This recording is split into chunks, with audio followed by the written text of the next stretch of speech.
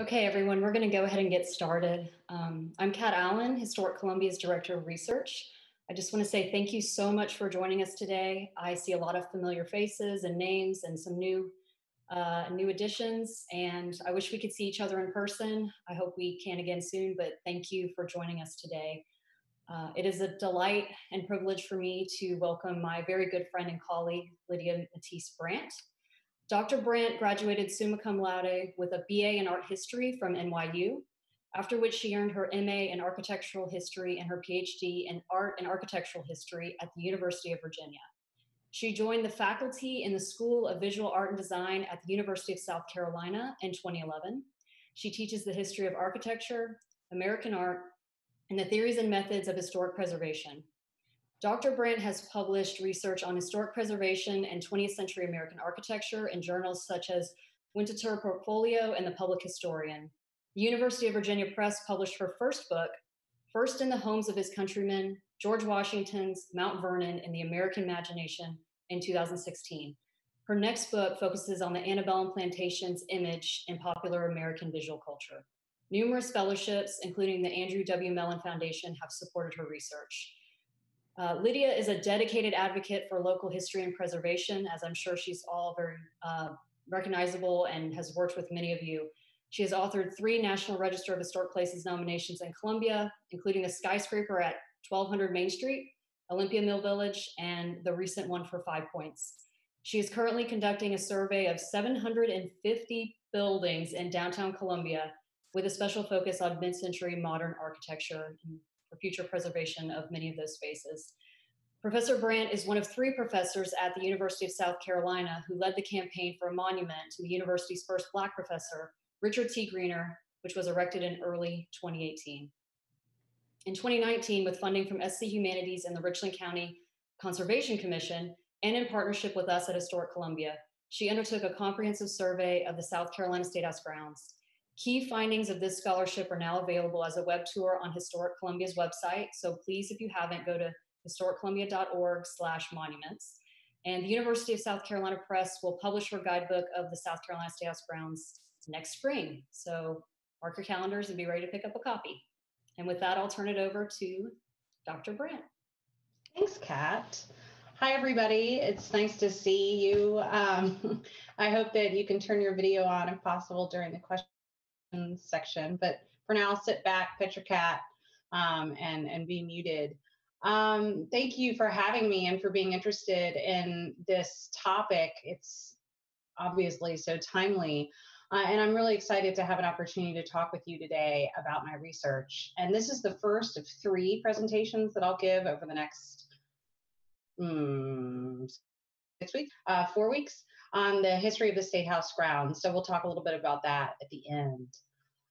So this research, as Kat said, is new, and this really came out of my frustrations, concerns that I didn't know much about the State House grounds. People would ask me questions all the time, students, people in the community. So what's the deal with that statue? And I'd say, I really don't know. And I'd have to go and spend some time Googling, trying to figure it out, realizing there's nothing online about it. And then I had to go into the newspapers, and I had to go into the archives.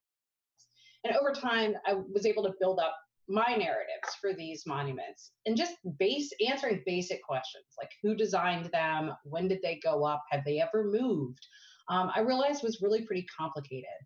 So I tried to approach this site comprehensively and to look at each monument and its individual history to make sure I understood its timeline, but also understood the ways in which the different monuments relate to each other and have timelines that overlap, as well as physical relationships, geographical relationships on the site, how they relate to each other in terms of views, axes, and other physical connections. And as an architectural historian, I'm especially interested in that. So this presentation will give you an overview of the roots of the South Carolina State House grounds. And the second presentation will look more closely at the Confederate monuments in particular. And I'll try to put our Confederate monuments in context with the national conversation about Confederate monuments. And then the third will look to the 20th century history of the monuments in the State House grounds. So let's begin our discussion with one that seems pretty obvious. as Kat said, I wrote my first book on the memory of George Washington's home, Mount Vernon. So I'm always very comfortable starting with my good friend George. He's also somebody that everybody pretty much recognizes, almost internationally. So let's start with this monument. It sits right in front of the State House at the bottom of the steps, put there to give the sense that he has just walked down the steps and is now surveying the city. So we can start with a really obvious question, or seemingly obvious. What is this a monument to? It's a monument to George Washington, right? This is a copy of a sculpture made in 1789 that was actually commissioned by Thomas Jefferson for the Virginia State House. It is a marble statue completed by the great neoclassical sculptor Jean-Antoine Houdon, a Frenchman who Jefferson had a really good relationship with. And Jefferson commissioned this statue to represent Washington as the ideal citizen. And in a new democracy, this is 1789, so this is reaching back. This is right when our Constitution is being ratified, and we don't necessarily really know what a leader for America is going to look like, what a leader for democracy is going to look like. So Jefferson commissioned Houdon to create this image of George Washington, not just to commemorate what Washington looked like, but also to project what a good American citizen looked like. So Washington is depicted in his uniform as leader of the Continental Army, and he's doing something. He's actually resigning from that position. So you can see he's taken off his cloak. He's set his cloak atop this bundle of rods, or fasces, an ancient symbol of authority and power and government.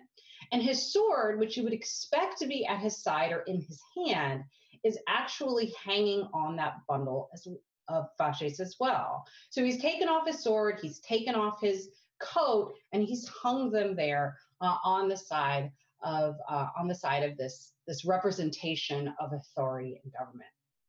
So what he's doing here, the action that he's doing here, is resigning from being head of the Continental Army. So this statue commemorates Washington as a leader who said he didn't want to be a leader.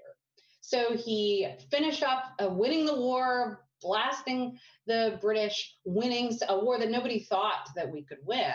And just he could become king, he could become a dictator. He says, no, I'm going to hand the power back to the people. And so this sculpture commemorates that moment when Washington says, I don't want absolute power. I helped the people win the American Revolution so that they could rule themselves as a democracy.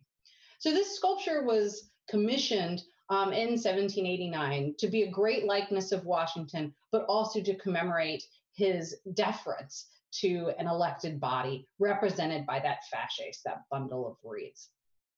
Okay, so that's the sculpture from 1789, the one that you see on the right side of the screen. That's the one that was commissioned by Houdon. So what about our version of one that sits on our State House grounds? Well, this sculpture was made in 1858, just a few years before South Carolina seceded from the Union, split from that union that Washington had helped to create. George Washington in the 1850s was a hero of the pro-slavery movement. And he was really the kind of paragon, the god, to which people who advocated for slavery as something that they had the right to do in America, protected by the Constitution. He was the thing that the symbol that they pointed to as evidence for that claim. After all, Washington had been a slave owner. His plantation, Mount Vernon, had been one of the biggest and most profitable in colonial Virginia. And then he had rebelled against his government. He had rebelled against the British in order to maintain his way of life. So this is really attractive to Southerners and pro-slavery advocates in the 1850s when this copy of Houdon's sculpture was made. And the painting on your right is a very famous representation of Washington as a good slaveholder. He's on the edge of the picture. He's gesturing towards what's really the subject at the center of the picture, which is this group of enslaved people who are well-dressed, well-fed, and taking a break from their labor. He is a kind man. He is a kind slave master in this painting. depiction of slavery, who is taking care of these people. Soon after, South Carolina purchases this copy of the Houdon statue in 1858. The Confederate States of America, which we were the first to join, uses Washington's image at the heart of its seal. So Washington was really put forth by the not just pro-slavery advocates in the 1850s, the years leading up to the Civil War, but also the Confederacy itself as justification for secession.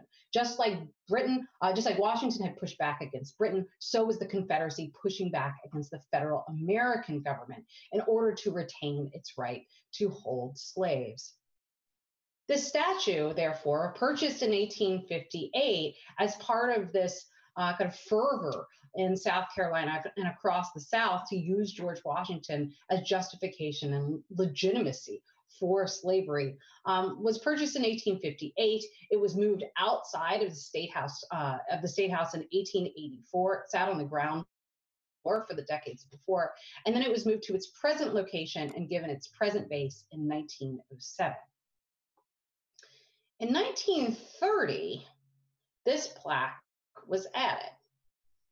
During the occupation of Columbia by Sherman's army, February 17th to 19th, 1865, soldiers brickbatted the statue and broke off the lower part of the walking cane. So this complicates that question. What is this a monument to? We've already said it's of George Washington. It's of a very particular George Washington, this George Washington as slaveholder that Southerners wanted to remember in the 1850s. But now this adds a whole nother layer. This statue was damaged when Union soldiers occupied the Capitol in 1865. The statue at that point was actually wrapped up. It was in a box awaiting installation, and the cane was broken. The decision to leave the cane broken was a choice that changed the meaning of the monument, along with this plaque installed in the 1930s. After all, other monuments on the State House grounds have been damaged. The Sims statue has had paint poured on it by USC students many times, and Wade Hampton's the Wade Hampton statue's sword was broken, and it's been repaired as well. So the cane here in the Washington statue broken and then left broken in order to make the point that the Yankees did it, to blame the not just the desecration of this statue, but also the desecration of the site on the Union soldiers and therefore the federal government. So in fact, leaving the cane broken and then adding this plaque made this statue a Confederate monument. It made it a monument to the Union's disrespect for South Carolina's sovereignty, the very right that this statue was intended to convey in the beginning, that right to hold slaves, that right to be separate and govern itself from the federal government. So this kind of gets me back to my original question. What is this a monument to? It's to George Washington, but it's also to the Civil War, and it's also to Southerners' belief in the constitutional right to own human beings. Can those two things happen at the same time? Can a monument be to multiple things at the same time? Sure. Can it mean different things to different people? Of course, obviously. Can it mean different things at different times? Obviously, again. Monuments are representations of collective memory. They represent a version of the past filtered through the present. The past seen through the lens of the present. By necessity, as the present changes, so does that version of the past. The past becomes useful in different ways to the present as the present itself changes. Think about your memories, the way in which your memories change over time. A particularly important event, you're going to remember it differently depending on what's happening in your life now. How you tell a story or recall something with a family member is going to change depending on how you feel about them or what's going on in the family or your life at the moment. And the same is true of monuments. Just as we clearly remember things or choose to forget things, so do monuments. Monuments are the most visible and politically powerful manifestation of collective memory. They are paid for with public money, they are maintained with public money, and they are put in public places that suggest collective belief. They are also highly localized. Two monuments in two very different places can look really, really similar, but what they mean can be vastly different. And we've already walked through one of those examples. The monument of George Washington, the statue in the Virginia state capitol, is really different from this one made 60, 70 years later for South Carolina. Even though it's the exact same statue, it is literally a copy. The bronze was made from a cast of the original marble. So memory is in effect a moving target. It's always dependent upon the people who made it seeing the past through their present, through their particular motivations and goals. So what is history then? If memory is so slippery, what is history? History is an attempt to understand the past based on research. Now, I'm a historian. I absolutely make choices. Sometimes those choices are motivated by different things. But at the heart of my research as a historian is always historical evidence, documents, buildings, things people have said and done. And I take those things and collect them and create a narrative that sure reflects my own biases and goals, but not in the same organic way that memory works. Revision of history is something that is questioned by historians. Revision of memory is something that happens much more loosely. Now, the South Carolina State House grounds is a place where memory is enshrined. Public collective memory is enshrined, not history. History is for the State Museum, and they do it very well, but that's their job. The State House grounds here is a repository of memory. And as I've already shown you with the George Washington statue, that memory not only changes, but is never neutral. It's constantly changing, but so is why and to whom it's contestable. It's in a public place. So therefore, that thing that's always moving, that thing that is potentially really controversial and always political, is assumed to be representative of everyone. So this is a really complicated memory. The series that I'll present today and over the next couple weeks will look at the history of the dominant memories at the South Carolina State House grounds.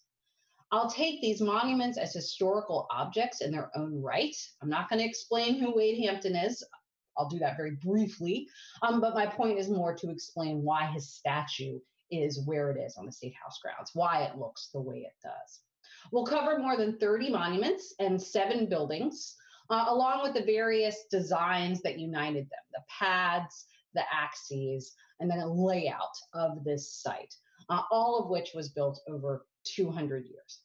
Pieces have been added over time, often to have a direct relationship with other existing elements. So as I jump around the site, I suggest that you go to Historic Columbia's online tour, and that'll give you a map that you can navigate that's based on the map that you see on the screen now. And I want you to keep in mind that just like memory is always changing in its relationship to the present, so is this site. This site is very rarely static. One thing that is terrifically consistent throughout the history of the State House grounds is change. Today, we'll overview the site's history, and I'm going to establish the dominant narrative or perspective on history that is presented by the State House grounds, the dominant memory.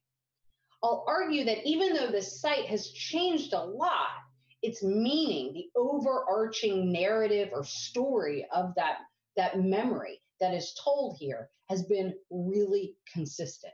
And it's also pretty simple.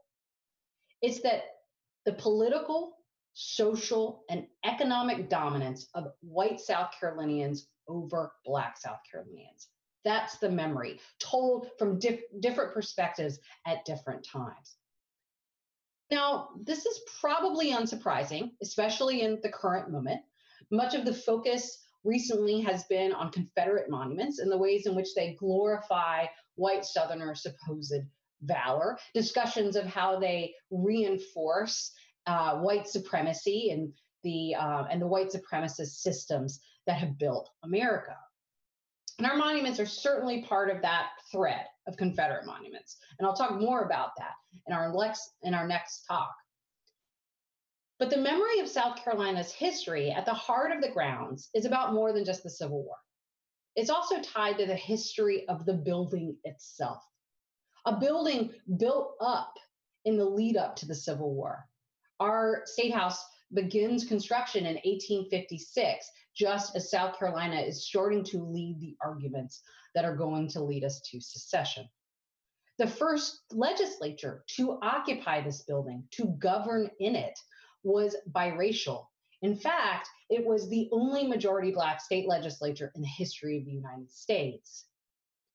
The story that would be remembered kind of smushed the Civil War and what happened after Reconstruction into one memory of a valiant battle fought, the Civil War, lost during Reconstruction, and then won again, with the goal of all three of those events being for white people to suppress the political, economic, and social power of Black people. Together, these formed a memory of 19th century history that remains really the key version of that history told on the State House grounds, especially through the monuments that I'll talk about today that you can see highlighted here. They argue this white supremacist perspective that Black people were destined because of their race to be suppressed, whether through slavery or the denial of their rights of citizenship. And more importantly, because remember, monuments are always about filtering the past through the present, they argue that that suppression should continue, that it should continue into the future. There's warnings, they are statements, projections of what's going to happen next. So let's jump into the history a little bit, make sure we know where we are. The State House grounds began when the capital was moved to Columbia after South Carolina became a state. Columbia was one of the very few planned cities in America. It was planned from the beginning, from scratch, this big grid stretching out to the Congaree River. The first State House was built at its center. It was a frame building, it was a wood building. It was finished in 1790, and although it had this kind of fancy pediment here and had some columns, it was not the major investment in architecture that Virginia or Massachusetts made with their state houses at the same time. And in many ways, this little wooden building was dwarfed by this really ambitious plan. And notice that it did not sit in the middle of Main Street as it does today. This was a pretty problematic thing. One, it was kind of dinky and it didn't make us look great, just at the moment where we're starting to assert ourselves as one of the premier states and one of the most powerful economic states in the new union because of slave-based agriculture. So it was not looking great. It was also made of wood, which is a really bad situation. You do not want to store government buildings in a wood, or government documents in a wood building, because what can happen really fast is fire. Whole thing goes up. So pretty much immediately after the building is first occupied in the 1790s, certain people in the legislature start calling for a new building. But South Carolina is going to be South Carolina. Other people are always saying, no, we're not going to spend taxpayer money on that. We're going to keep it in the coffers. So there's this push-pull between this need for a new state capital and people who want to keep state money in the state's coffers. After multiple attempts to build a new capital, including some that failed pretty spectacularly, in the 1850s, the state legislature finally buckles down and decides to devote some resources to the project. They buy the lot across from Main Street across Main Street from the existing State House. So creating that 2-block wide State House grounds that we know today that faces onto Gervais Street. They hire an architect, Frank Nairnsey, who designs this massive building, neoclassical building that's cross-shaped, that placed in the middle of that lot really takes advantage of that wide 100-foot-long Main Street in a way that the original State House never did. In 1856, they get started on this building. From the beginning, the legislators who paid for this building and advocated for it imagined a handsome park around it. That's the phrase they used. They would put a handsome park around it. But the entire place was a construction site. The first monument happened more or less by accident, and that is the Palmetto Monument. The state appropriated money in 1847 for a monument that would recognize those who had died in the Mexican-American War. They suggested the grounds as a potential location, but they never hired an artist. They kind of dragged their feet. People got really irritated by this. As more veterans died, their families got frustrated that there was no recognition for their sacrifice in a public place on the State House grounds. So this very enterprising metal craftsman named Christopher Werner, who was from Charleston and was then working on the new State House, he said, well, I'm just going to make a monument and then tell the state they got to pay me. And that's exactly what happened. He made this really outstandingly strange 20-foot tall palmetto tree to recognize what was called the Palmetto Regiment, the group that had fought for South Carolina in the Mexican-American War. It's made of copper, cast iron, and bronze, and he effectively used it as an advertisement for his own business. He puts it up on the State House grounds, turns to the state legislature and says, okay, guys, you got your monument. You already made your appropriation. Now pay me the money. And they do. They also pay him to make plaques on each of the 4 sides of the monument's base in order to recognize specifically with names the people who fought in the Palmetto Regiment. So thus, we got our first monument, more or less by accident. Most legislators wanted to focus on the building initially rather than monuments. And this was really pretty common. The US Capitol was under construction at the same time, and we don't see monuments like those on the National Mall for another 50 years. Monuments were really still pretty new in America at this point. So most legislators saw the new State House itself as a monument. They did see an opportunity to recognize a particular person, and that's this guy here, John C. Calhoun. The theme for both Calhoun's memory at the State House and the State House itself was that slavery is good and slavery is the right of South Carolina slaveholders. So remember, this is all being planned in the 1850s, leading up to the Civil War. The patron saint of this is John C. Calhoun. He was South Carolina's most important legislator of the 19th century. He was vice president, served on 2 different presidents' cabinets, and as a senator. And it was his work as a senator at the end of his career, he dies in 1850, that really grabbed the South Carolinians who were making this new State House. He was obsessed and very fiery in his oratory to defend slavery. And more important, to push back against the federal government, what he saw as the aggression of the federal government and the northern states to suppress Southern power and their right to hold slaves. So he dies in 1850, just as this new State House is getting started. And the legislators that are advocating for this new building, that have paid Nairnsey to design this fancy new building, that have bought these 2 lots next to each other so they can plunk the building right in the center of it, they imagine that they'll be able to bring his body to this site to bury him here. That never happens. And they also imagine a giant statue of him. So this building can serve as both a tomb and a monument to Calhoun. When they lay the cornerstone for the current State House in 1856, they put his final speech to the US Senate in that cornerstone. Calhoun is very much in mind when the General Assembly begins commissioning sculpture for the State House. So they hire Henry Kirk Brown, who is a nationally renowned sculptor, and he makes these two cameo portraits, which are really enormous and sit on the north side of the State House still today. These two guys are really good friends of Calhoun's, Robert Young Hayne and George McDuffie. McDuffie and Hayne were leaders in the 1830s alongside Calhoun for arguing for the right of South Carolinians to continue to govern themselves, for the right of those rights guaranteed in the Constitution. They argued together with Calhoun for South Carolina's sovereignty, pushing back against the federal government. Underneath these statues or these cameos, these portraits, you see bundles of rods, fasces, very similar to what we saw in the George Washington sculpture.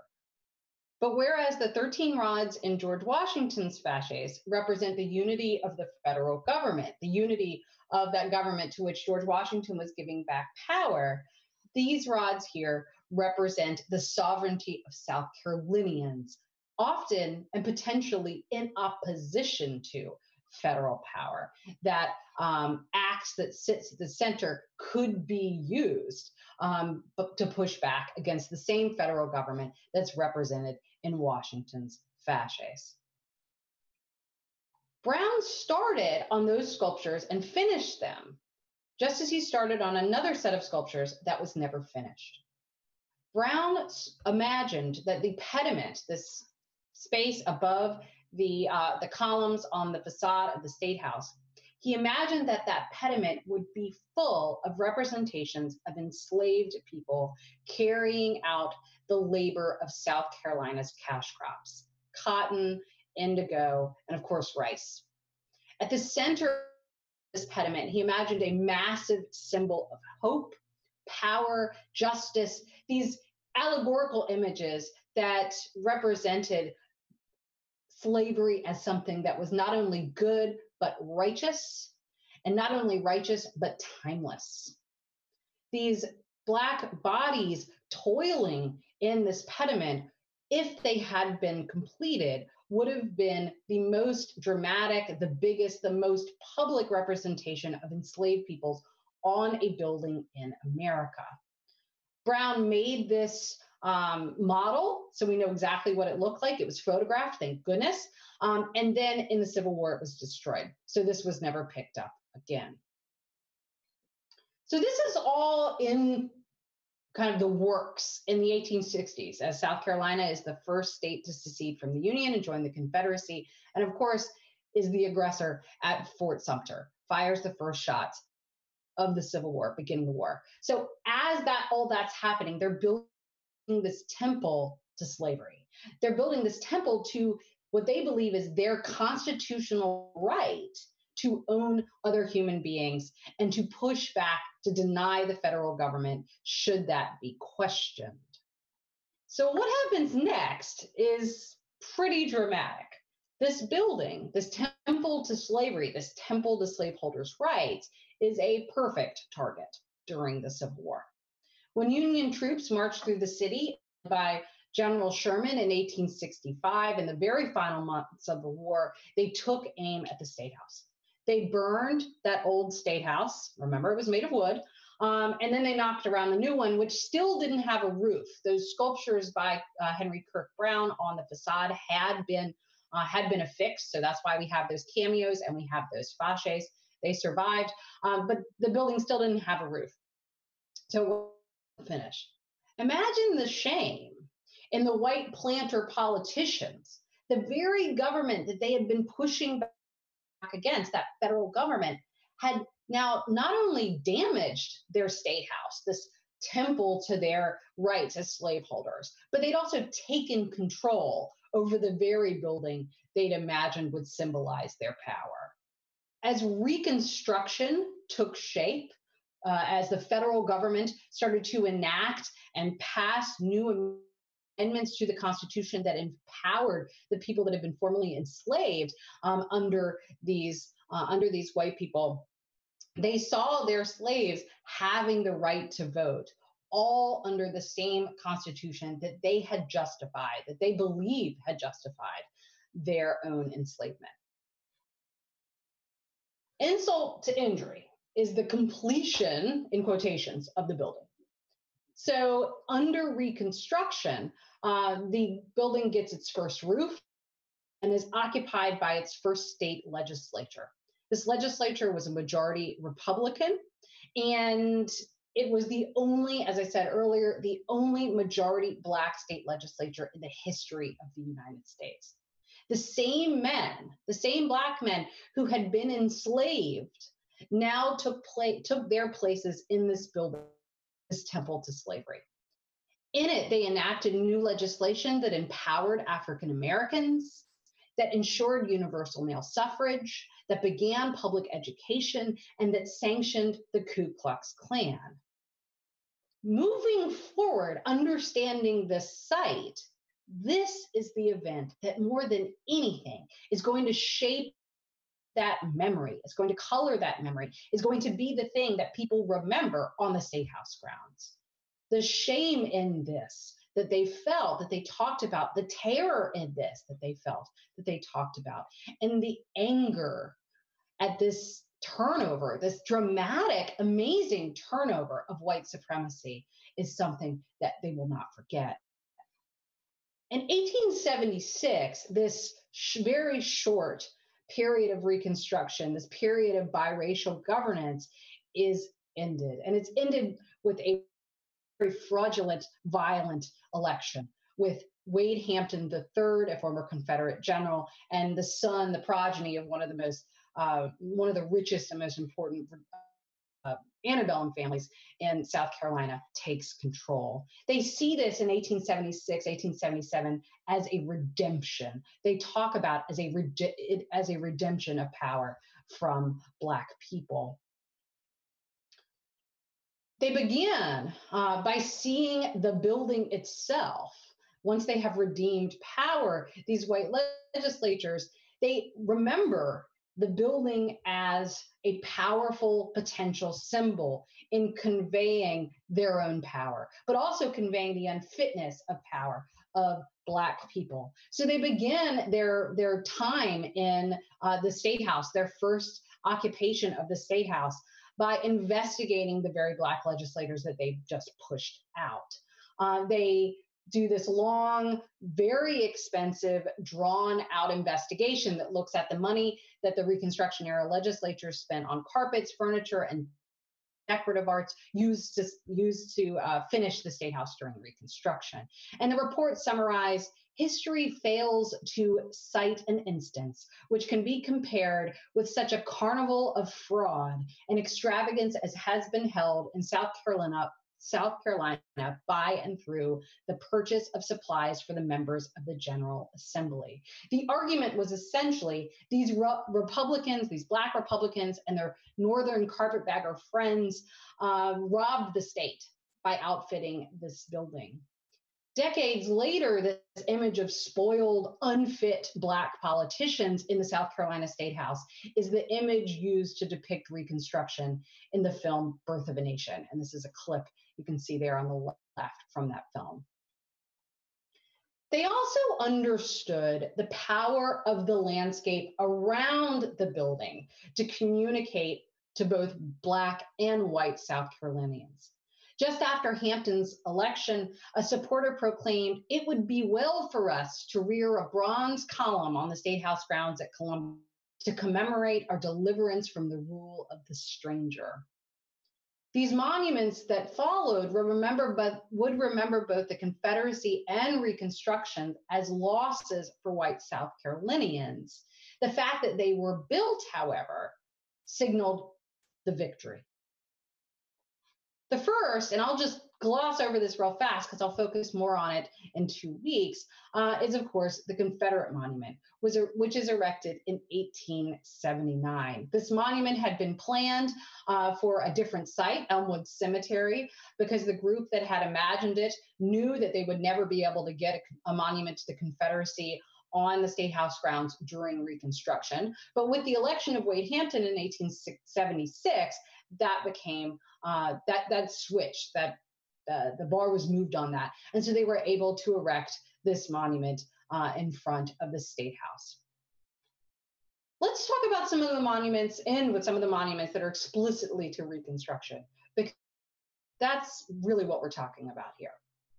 One that's most interesting is one that wasn't really ever built, and that's to Martin Witherspoon Gary. Martin Witherspoon Gary was a politician, a Confederate general, and a virulent racist. He was known as the Bald Eagle of Edgefield for relatively obvious reasons. And he led the Red Shirts, which was the group of white supremacists who organized after the KKK had been sanctioned by the state legislature. They intimidated and even killed Black voters in order to prevent them from voting during Reconstruction, and ultimately led to that election in 1876 of Wade Hampton as governor, and the subsequent elections that pushed out the remaining Republicans and Black legislators.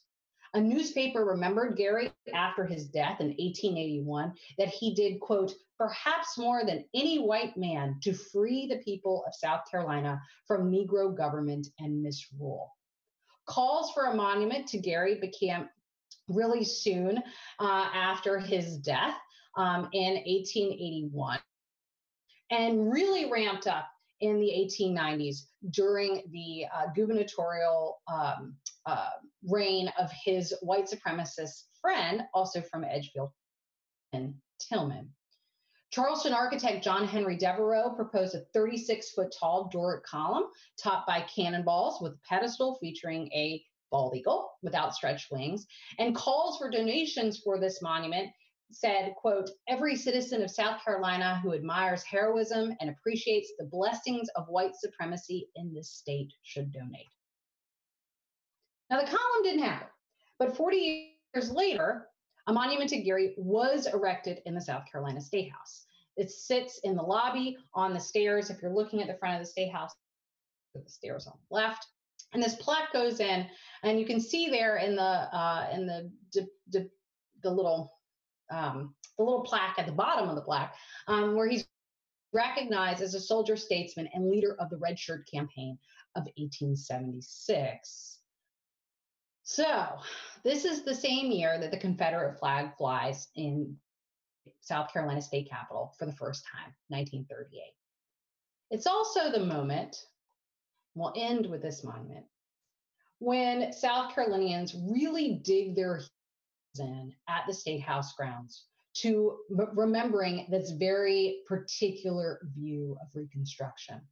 The celebration of people like Gary that not just pushed back against Reconstruction, but pushed back with violence and responded after Reconstruction by doing everything they could to suppress Black people from voting and participating in the political process to ensure that something like Reconstruction never happened again.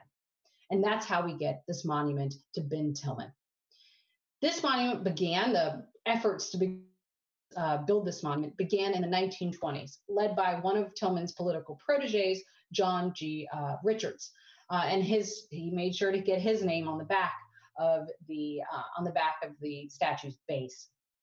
Tillman was the governor leading up to the 1895 Constitution, which really laid the groundwork for Jim Crow and ensured people would not be able to vote.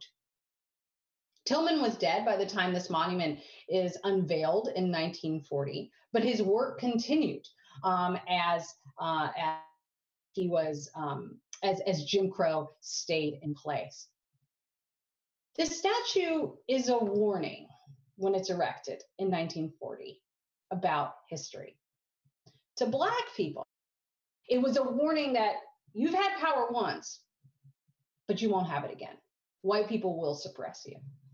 To white people, it was a warning that the common people, the poor white populace, should be emboldened, empowered by education, by voting, in order to ensure that the majority of South Carolinians continue to suppress Black people. Another Tillman protege, Jimmy Burns, gave the dedication speech for this statue. And he gets his own statue that we'll talk about in a couple weeks. He praised Tillman for being, quote, the outspoken defender of the rights of the common people, picking up on that language we just saw on the monument itself. But again, common here means white. It means poor white people. So why is this happening in 1940? Gary's monument starts in the 1890s. Why do we see this memory of the post-Reconstruction period, the oppression of the post-Reconstruction period, so important in 1940?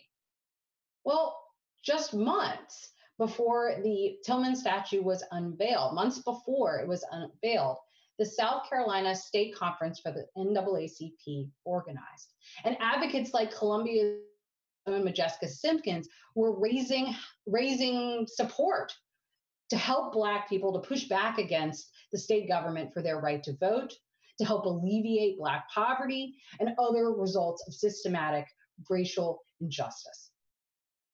So this statement of this Tillman statue is intended to say, this is what happens when Black people have power. People like Tillman will take it back from them, whether they have to use fraud, violence, or the power of the state.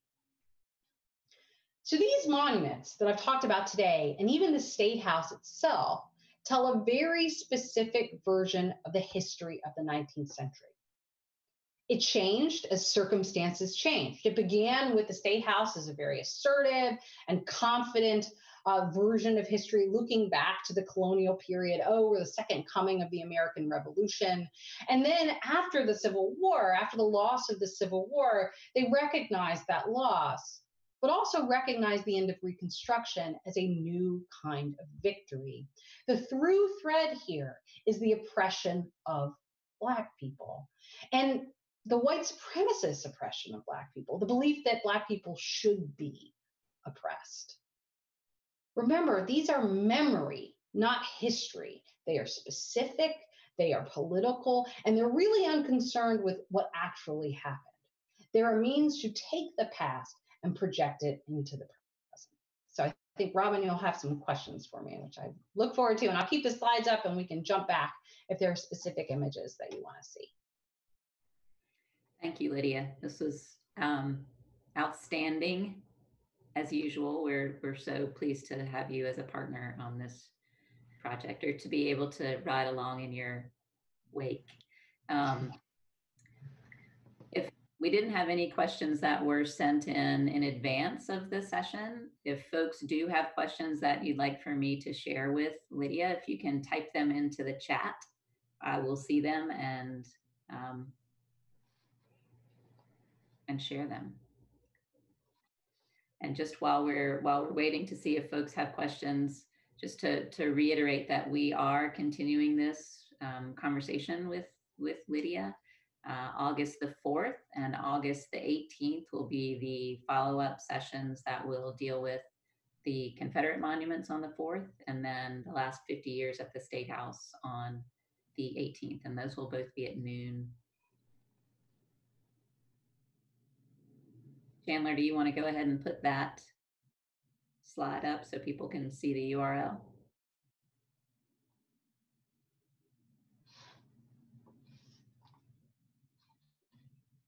Nobody has any questions? Here's a question, Lydia. Do you have a position on the reinterpretation or removal of monuments on the State House grounds? I'm going to talk a little bit about this probably in the third talk, but I think that my position is that the Heritage Act needs to be repealed, and we can't really do anything until there's acknowledgement that that is a totally unfair act. And I'll talk about the kind of constitutional questions around it in a couple weeks. I think each monument needs to be considered on its own. Needs to be considered on its own merit, on its own history. And that's why I've really taken the time to dive deeply into each monument. I don't know that they're all the same, and I kind of worry about putting them on a scale of most racist to least racist, because I think that that's really subjective. And one of the ways that we can kind of make that more objective perspective, that discussion about which monuments are worth keeping and which ones are much more difficult and should be removed, is to look at each one of them individually and to recognize the intentions behind them as they were put up, and then to question if they still mean the same things to us, because we can change what they mean. We can decide what they mean if we want to maintain them. I will say that monuments that continue to stand on public property project an assumption that we continue to believe the values they espouse. So that's why I do think it is worth asking questions of each one of these monuments. Do we continue to espouse these values? And if not, what do we do about that? And I think each monument needs to be considered individually, but we've got to get started by repealing the Heritage Act.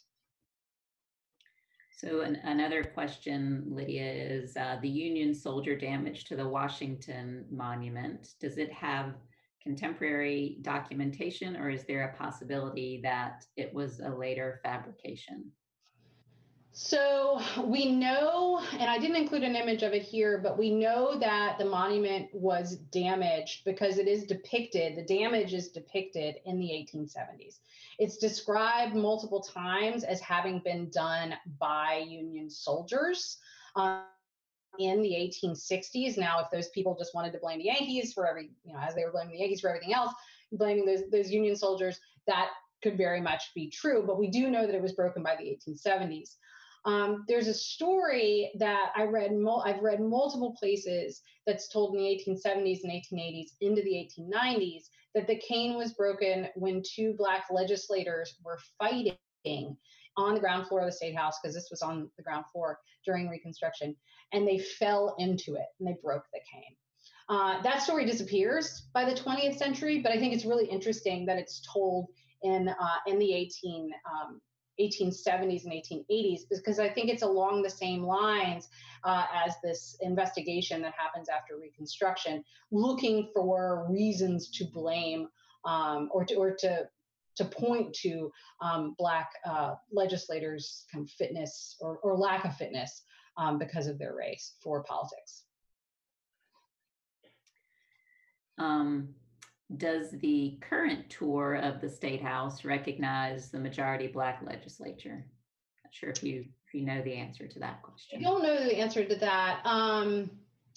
The current tour of the State House grounds doesn't cover the grounds. It's of the interior of the building.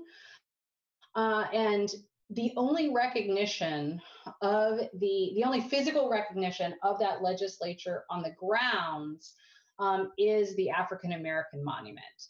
And I do not know of any recognition on the inside of the State House. But again, I haven't done the really careful kind of painting by painting, plaque by plaque, because there are a lot on the inside of that building. So I'm not sure. My guess is that there is no recognition of it. And most tours anywhere usually deal with what's in front of people. So I'm not sure if they talk about it or not. But I don't know that there is a prompt on the inside of the State House that would lead them to recognize it. So perhaps that's another opportunity for increased interpretation that tells a broader story at the site. Sure, absolutely. That's definitely the story it's told, but it's told from one perspective. It's not told as Reconstruction isn't told as a bold experiment that led to anything good. Have other states' copies of the Washington statue been recontextualized in the ways that ours has? So there were 5 copies of the Washington statue made in the 1850s, and only one is on a State House grounds, and that's the one in North Carolina, and it has not been recontextualized. Most statues of George Washington that are out there in the universe have not been contextualized. I'll talk next time about one of the most famous that was created in the same period in the 1850s and really for the same reasons in Richmond. And that's actually the statue that ends up on the seal of the Confederacy. It's the inspiration for that image. And I don't even think that statue has been recontextualized. Washington's tough. People a lot of times don't want to jump into Washington, or they assume they already know what it's about. and the time it takes to kind of dig through the why of a particular Washington statue in a particular place is something that people usually haven't done. Lydia, this goes back to that the initial question about, excuse me, removal or contextualization of current monuments. If you could choose which one to look at first, if you could choose which one to look at first, what would it be? Tillman. Yeah, there's no doubt. Tillman is the most explicitly white supremacist. I dropped a quote when I was trying to get to the end so that we had time to have questions, so that's worth coming back to. I found a pamphlet that was used to raise money for the Tillman Monument in the 1920s. And it was a fundraising pamphlet, essentially. And it praised Tillman's efforts for the 1895 Constitution because of what it did to disenfranchise Black people. And it said, it praised the pamphlet praised Tillman for legally disenfranchising the Negroes and, quote, giving the common white man a firmer hold on political power. I mean, you can't get any more blatant than that. You have the pamphlet used to raise money for this monument saying, we're raising this because we love Tillman because he was a white supremacist. And so that's the clearest cut where you have alignment between our interpretation today, or the majority that I've talked to interpretation today, which is that Tillman remains a white supremacist. You have alignment between that present interpretation and the original intention of the monument. Thank you. He's hard to defend. Well, thank you again, Lydia, for your time today. This has been really enlightening. Thanks certainly to the South Carolina Humanities as well as the Richland County Conservation Commission for providing support to do this work.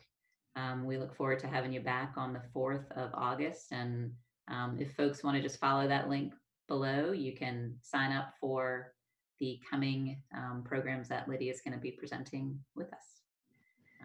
And thank you all for spending your lunch hour with Historic Columbia today. We miss you and hope to have you back in person soon. Thanks, everybody. Have a good day.